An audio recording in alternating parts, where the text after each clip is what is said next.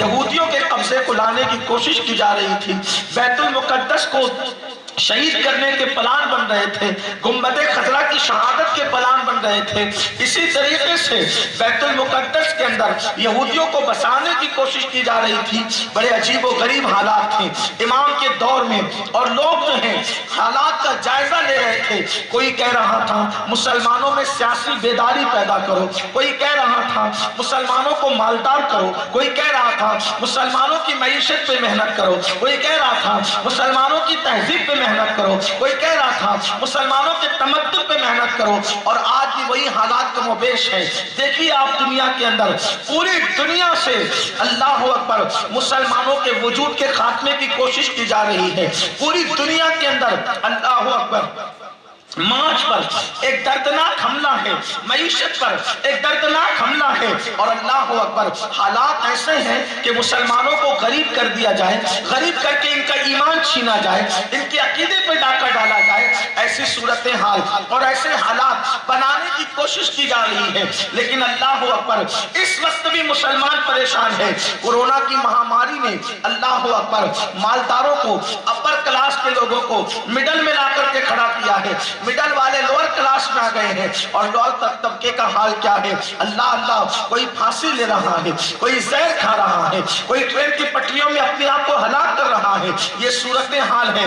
ایسے دور کے اندر بلکہ اور بھی دوسرے حالات ہیں۔ بیت المقدس کی شہادت کے حالات یہ ہیں، ایسا لگتا ہے کہ آج کا بری خبر آئے گی یا کل بری خبر آئے گی۔ اللہ اکبر، اسرائیل پیدر پہ حملے کر رہا ہے، اور آپ دیکھتے جا رہے ہیں اس کا ظلم، اس کی بربریت، گویا کے حالات کم و بیش یکساں ہیں، اور بہت زیادہ یکساں ہیں۔ میرے آقا صلی اللہ علیہ وآلہ وسلم کے دیوانوں، امام احمد رضا خان محدث بریلوی رحمت اللہ تعالیٰ علیہ نے آخر وہ کیا کارنامہ انجام دیا تھا اپنی صدی کے اندر، تو آپ کو دیکھنا ہوگا۔ امام احمد رضا اچھی طرح جانتے تھے کہ قوموں کی کمزوری دور کیسے ہوتی ہے، قوم مضبوط کیسے ہوتی ہے، قوم نڈر کیسے ہوتی ہے، قومیں بے باک کیسے ہوتی ہے، قوموں کو عروج کیسے ملتا ہے، قوموں کو ترقی کیسے ملتی ہے۔ امام احمد رضا نے اس کا مطالعہ کیا۔ امام احمد رضا جانتے تھے عرب کی بوریہ نشین قوم اگر قیصر و کسریٰ کی تاجدار بنی ہے تو عشق مصطفیٰ کی وجہ سے، محبت رسول کی وجہ سے، نسبت رسول کی وجہ سے۔ آپ تاریخ اٹھا کر کے دیکھ لیں کہ عرب کی وہ فاتح کش قوم، عرب کی وہ بوریہ نشین قوم اگر قیصر و کسریٰ کی تاجدار بنی ہے تو ان کے دلوں میں جو حب رسول تھا اس کی وجہ سے۔ اللہ اکبر، بلال حبشی جو مکے میں غلامی کی زندگی گزارتے تھے، اسی مکے میں اگر بلال کعبے کی چھت پہ نظر آ رہے ہیں تو عشق مصطفیٰ کی وجہ سے، محبت رسول کی وجہ سے۔ صہیب رومی اور سلمان فارسی کو اگر عزت مل رہی ہے غلام ہونے کے باوجود بھی تو محبت رسول، عشق مصطفیٰ کی وجہ سے۔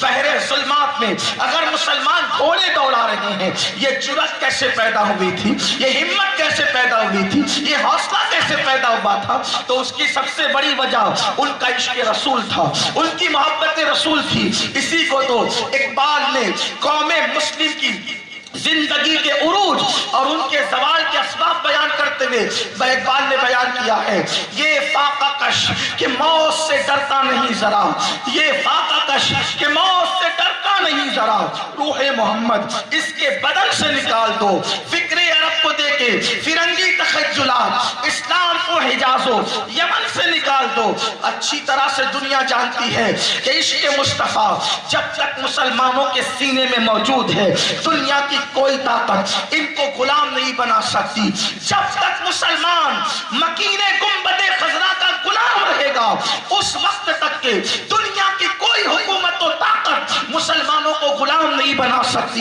امام احمد رضا جانتے تھے عشق مصطفیٰ وہ دولت ہے، عشق مصطفیٰ وہ سرمایہ ہے۔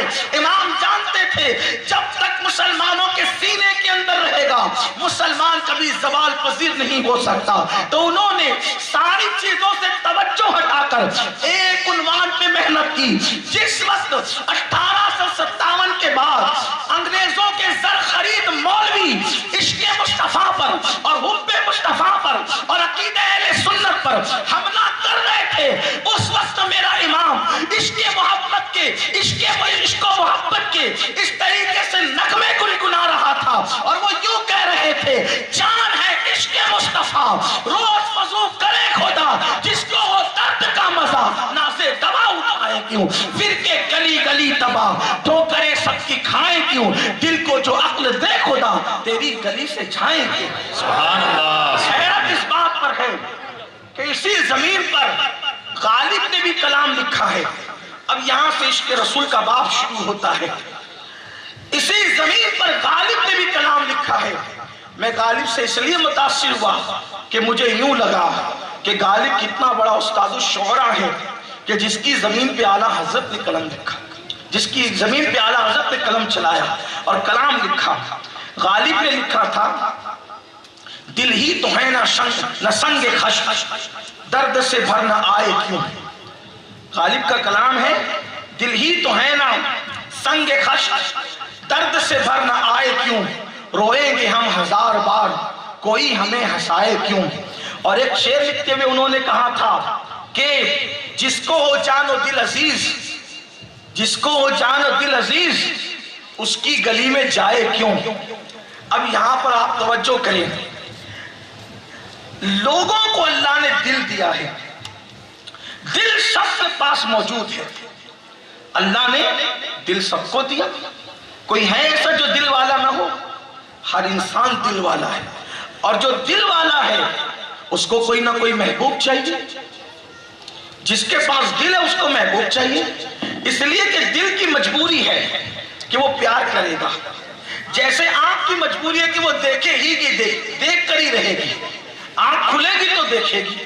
اب کوئی آنکھ سے دیکھے گا تو ماں کا چہرہ دیکھ کر عبادت حاصل کرے گا، اور کسی کو ماں میسر نہیں تو وہ کسی اجنبی کا چہرہ دیکھ کر کے پاپ کا جرم حاصل کرے گا۔ وہی اگر نیکی چاہیے تو نظارہ سے ہی چاہیے۔ آنکھ تو دیکھنے کے لیے ہے، آنکھ کس کے لیے ہے؟ دیکھنے کے لیے۔ اگر نظارے کی شکل میں کعبہ مل جائے تو نیکی ملتی ہے، اور نظارے کی شکل میں فلم مل جائے تو جرم ملتا ہے۔ آنکھ دیکھنے کے لیے ہے، نظارے کی شکل میں ماں باپ کا چہرہ مل جائے تو مقبول حج کا ثواب ملتا ہے، اور نظارے کی شکل میں اجنبی عورت کا چہرہ مل جائے تو آنکھوں میں جہنم کی آگ بھری جائے گی۔ آنکھ دیکھنے کے لیے ہے۔ اگر آپ نے قرآن کو دیکھا، مصحف قرآن دیکھ کر کے ثواب ملا، اور آپ نے اگر فحش غزلوں کی کتابیں دیکھی تو آپ مجرم ہو گئے۔ اسی طرح ہاتھ پکڑنے کے لیے ہے، ہاتھ کسی کو پکڑتا ہے، پکڑے گا کسی نہ کسی کو۔ ہاتھ ہے تو یہ کسی پر کام کرے گا، بس کام اتنا ہے، اگر اس کو صحیح کام مل گیا تو یہ ہاتھوں سے حلال روزی کمائے گا، حلال نہ ملی تو یہ ہاتھ حرام کی طرف بھی جا سکتا ہے۔ اسی طرح یہ ہاتھ کسی کو ہاتھ پکڑ کر کے جب وہ راستے کے پار بھی لگا سکتا ہے، روڈ پار کرا سکتا ہے، یہ ہاتھ کسی کو دھکا بھی دے سکتا ہے۔ یعنی کہ جیسے آنکھ کی فطرت میں دیکھنا ہے، ہاتھ کی فطرت میں پکڑنا اور کام کرنا ہے، پیر کی فطرت میں چلنا ہے۔ اب مثال کے طور پر راستہ پیر کا کام چلنا ہے، اگر راستہ مسجد کا چلے گا تو اللہ کے گھر تک پہنچے گا، راستہ عیاشی کے اڈے کی طرف چلے گا تو گناہ کے اڈے تک پہنچے گا۔ اس کا کام چلنا ہے، صحیح راستہ نہیں دو گے تو غلط راستے پہ چلا جائے گا۔ تو جیسے آنکھ کا کام دیکھنا، ہاتھ کا کام کام کرنا، زبان کا کام بولنا، پیر کا کام چلنا، دل کا کام ہے کسی سے پیار کرنا، دل کا کام ہے کسی سے محبت کرنا، دل کا کام ہے کسی سے الفت کرنا۔ تو یہ دل جو ہے، یہ دل اللہ نے جو دیا ہے، اس کو کوئی محبوب چاہیے، اس کو کوئی پیار ہونے والا چاہیے، اس کو کوئی سچا نظارہ چاہیے، اس کو کسی سے الفت چاہیے، اس کو کسی سے انسیت چاہیے، اس کو کسی کے لیے تڑپنا ہے، اس کو کسی کے لیے بلکنا ہے، اس کو کسی کے لیے آئے بھرنا ہے۔ اب اللہ اکبر، اس دل کے اندر اگر عشق مصطفیٰ ہو جائے، اس دل کے اندر اگر محبوب خدا بس جائے تو یہ دل کامیاب ہو جاتا ہے۔ اور دل میں عشق مصطفیٰ نہ بسے گا تو کبھی کسی سے پیار کرے گا، کبھی کسی سے پیار کرے گا، کبھی کسی سے پیار کرے گا، کبھی کسی سے دل لگائے گا، کبھی کسی سے دل لگائے گا۔ یہاں آ کر میں اپنے جوانوں سے کہتا ہوں، اگر دل میں محبوب بسے تو پھر کسی کی سمائی نہیں ہے۔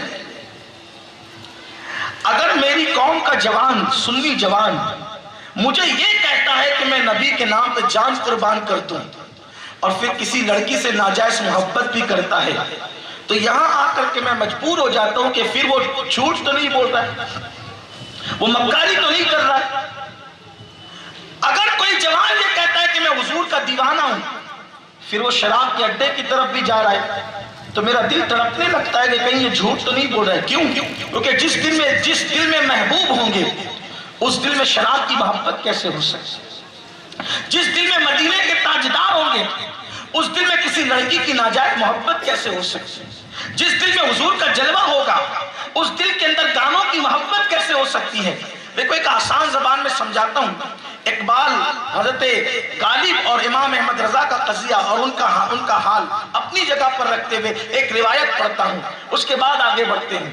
میرے نوجوان توجہ سے سنیں، میں آپ کو مشکوک کرنے نہیں آیا، لیکن بڑی معذرت کے ساتھ، اگر تمہارے دل میں حرام کی محبت ہے، حضور کی محبت کیسے ہو سکتی؟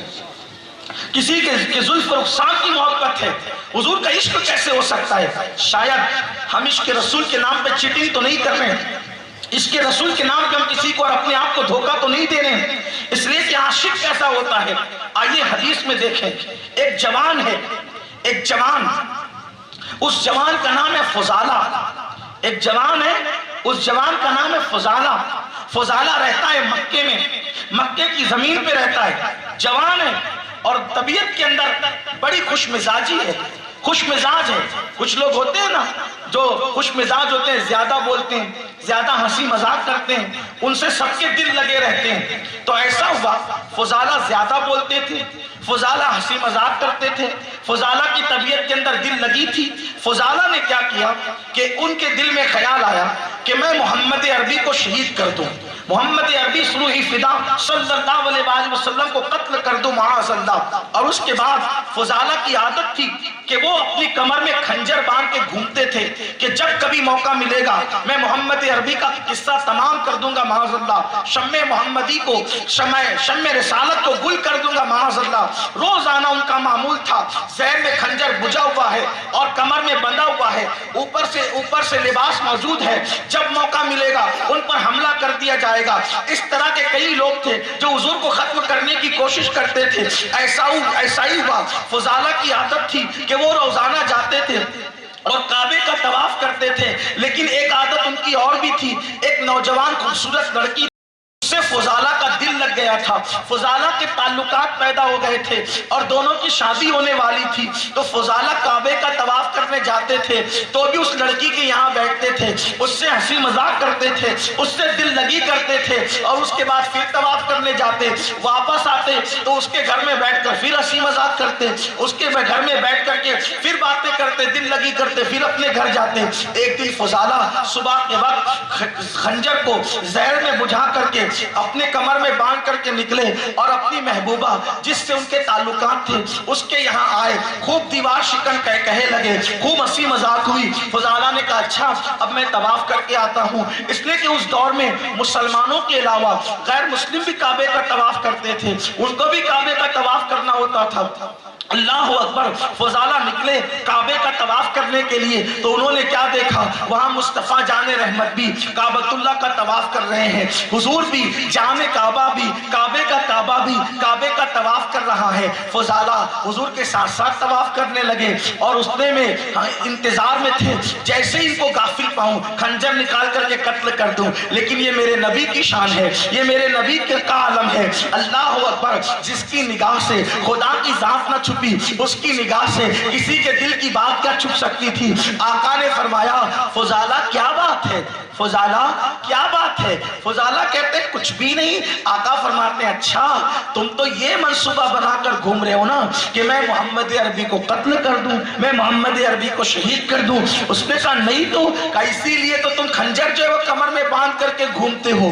اب فضالہ کو حیرانی ہوئی، میرے کمر کا خنجر بھی جانتے ہیں، میرے دل کی بات بھی جانتے ہیں۔ فضالہ تو ڈھیر ہو گئے، میرے آقا نے اتنا کیا، اپنا ہاتھ ان کے سینے پہ مارا اور مار کے کہا فضالہ ایسا نہیں سوچا کر، بس وہ ہاتھ سینے پہ کیا لگنا تھا کہ سینے سے نبی کا بغض نکل گیا اور دل میں نبی کا عشق پیدا ہو گیا، دل میں نبی کی محبت پیدا ہو گئی۔ نبی کا ہاتھ سینے پہ کیا لگا کہ فضالہ کے دل میں حضور کا इश्क पैदा हो गया।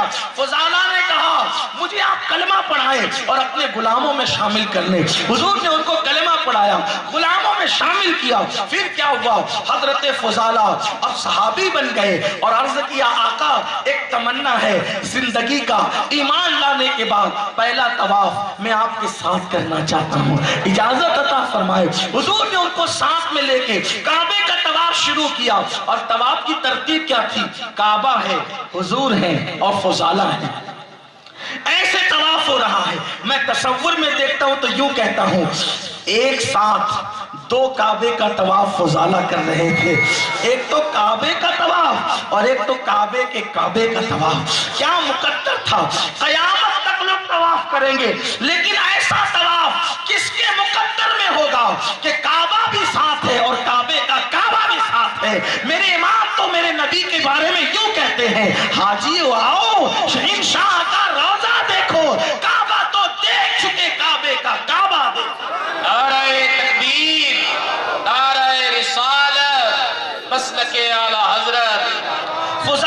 फुजाला ने काबे का तवाफ किया, फुजाला ने काबे का तवाफ किया और काबे का तवाफ करके हुजूर से इजाजत ली और चल दिए। फुजाला आए थे तो मुसलमान नहीं थे, जा रहे थे तो मुसलमान, आए थे तो नबी का बख्श लेकर, जा रहे तो नबी का इश्क लेकर। यानी इश्क रसूल अभी उनके दिल में कब पैदा हुआ, आधा घंटा पहले, 1 घंटा पहले, 2 घंटा पहले, इससे ज्यादा इश्क रसूल को नहीं गुजरा टाइम। अब फुजाला घर जा रहे हैं, वो लड़की जिससे प्यार थे, ताल्लुकात थी, हंसी मजाक होती थी, बातचीत होती थी, ना महरम अजनबी लड़की, अब वो इंतजार में खड़ी थी। फुजाला जाते हुए भी आता है, आते हुए भी आता है, चला तो गया अब आएगा तो इंतजार कर रही थी। वो लड़की खड़ी है, फुजाला नजरें नीची करके उसके घर के करीब से गुजरते हैं। वो लड़की कहती है फुजाला इधर तो आओ, फुजाला इधर आओ, ये सुनते नहीं, फुजाला इधर आओ, ये सुनते नहीं।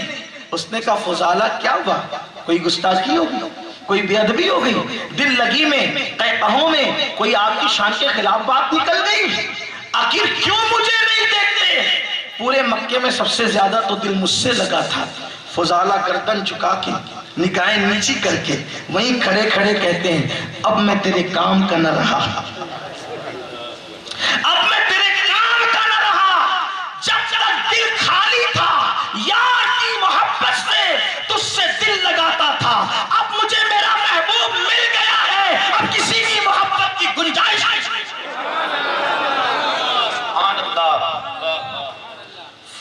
उस लड़की ने कहा वो कौन है जिसने मेरी मोहब्बत को निकाल कर तेरे सीने में अपनी मोहब्बत डाल दी?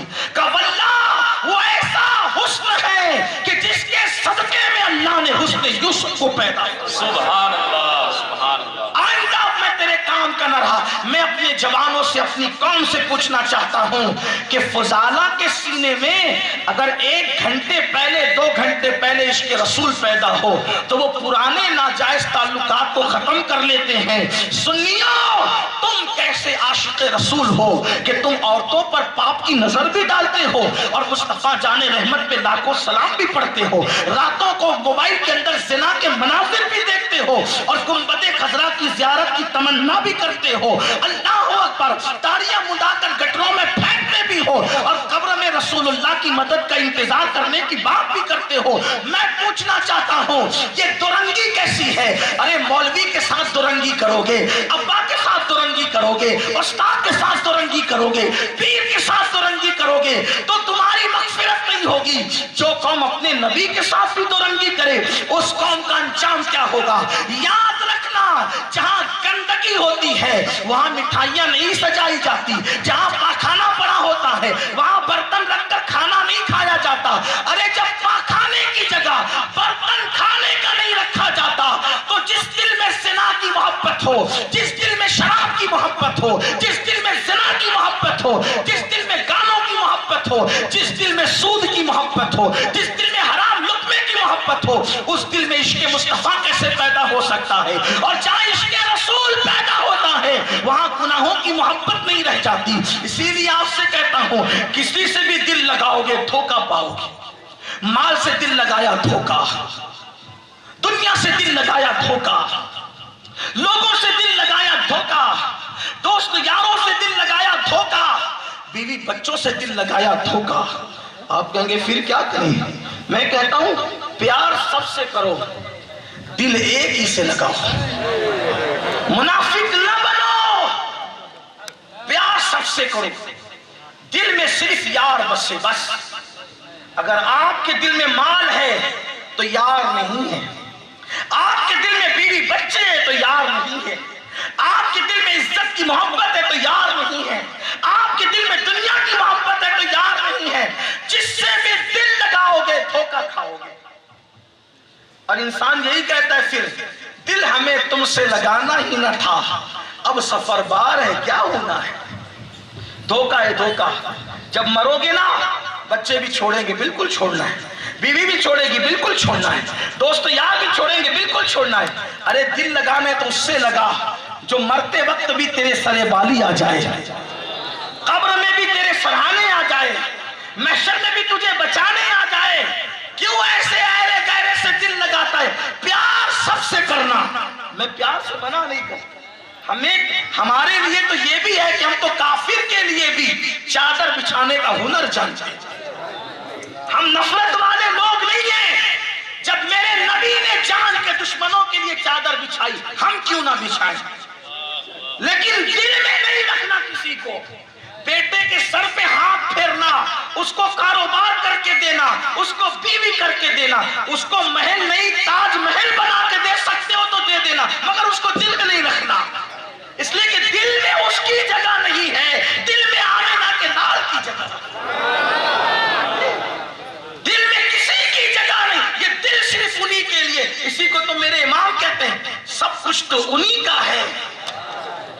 सच बात अगर पूछो सब कुछ तो उन्हीं का है। सच बात अगर पूछो ये टूटे हुए दिल ही खास उनकी कमाई है, ये टूटे हुए दिल ही खास उनकी कमाई है। तो गालिब ने क्या कहा था? दिल ही तो है न संग खश, दर्द से भर न आए क्यों, रोएंगे हम हजार बार, कोई हमें हंसाए क्यों। और एक मिसरे में कहा था जिसको हो जानो दिल अजीज, जिसको हो जानो दिल अजीज तेरी गली में जाए। यानी गालिब ने जिससे प्यार किया उसने ऐसा धोखा दिया और ऐसा डसा कि गालिब रोते रोते कहने लगे कि जिसको जानो दिल अजीज हो वो तुझ जैसे काहिर और जालिम महबूब की गली का तसव्वुर भी न करे। ठीक ये गालिब का महबूब था जिससे गालिब का दिल लग गया। अब अहमद रजा का महबूब कौन? अहमद रजा ने किससे दिल लगाया? हालांकि बाद में गालिब का दिल भी वहीं लगा जहां अहमद रजा का लगा था, लेकिन बात अलग है। ये गालिब के इब्तिदाई दौर की बात है, वरना गालिब भी कोई छोटा मोटा आशिक नहीं था। किसी ने गालिब को कहा नबी की नात लिखो, गजल बहुत लिखी, नबी की नात लिखो। तो गालिब ने क्या कहा पता है? गालिब ने कहा भाई नात उसकी लिखी जा सकती है जिसको आदमी जानता पहचानता और अजमतों को मुकम्मल तौर पे उसका इदराक रखता हो। तो गालिब ने कहा था कि हम हुजूर को मुकम्मल नहीं जान सकते, इसलिए नात का मसला अल्लाह पे छोड़ दो, इसलिए कि अल्लाह ही उनको जानता है और अल्लाह उनकी जो शान बयान कर सकता है कोई बयान ही नहीं कर सकता। इसको गालिब कहते हैं। गालिब कहते हैं गालिब सनाए खाजा बयज़्दा गुज़ाश्तेम, गालिब सनाए खाजा बयज़्दा गुज़ाश्तेम, आज़ाद बाक़ी मर्तबा दाने मोहम्मद। ये काम अल्लाह को छोड़ तो कोई नहीं कर सकता। इसी को इमाम अहमद रजा भी कहते हैं। ऐ खुदा ऐ रजा, ऐ रजा खुद साहिबे कुरान है मद्दा है हुजूर, तुझसे कब मुमकिन है फिर मिदात रसूलुल्लाह। लेकिन गालिब के इब्तिदाई दौर का वाक़या मैंने पेश कर दिया, कोई बदगुमान ना हो, इसलिए कि गालिब कोई छोटा मोटा आदमी नहीं है। वैसे मैं गालिब का दिफा करने नहीं बैठा। गालिब अल्लामा फजल खैराबादी जैसे बुजुर्गों का दोस्त था। हाँ, और फजल खैराबादी लोग ये कोई छोटे मोटे लोग नहीं थे। फजल खैराबादी वो हैं अल्लामा फजल खैराबादी जिन्होंने हिंदुस्तान की जमीन पे ये एहसान किया कि अंग्रेजों के खिलाफ सबसे पहले जिहाद का फतवा देने वाला यही मर्द कलंदर था। सुभान अल्लाह। अल्लामा फजल खैराबादी बहरहाल कर्ज ये कर रहा था। गालिब ने क्या कहा? महबूब ने ऐसा डसा, ऐसी बेवफाई की कि गालिब कहते हैं कि उसकी गली में जाएगी। उसी जमीन पर मेरे इमाम ने भी लिखा, उसी जमीन पे मेरे इमाम ने भी लिखा, और लिखा तो किस शान से लिखा, कहते हैं फिरके गली गली तबाह, ठोकरें सबकी खाए क्यों, फिरके गली गली तबाह, ठोकरें सबकी खाए क्यों, दिल को जो अक्ल दे खुदा तेरी गली से जाए। सुभान अल्लाह।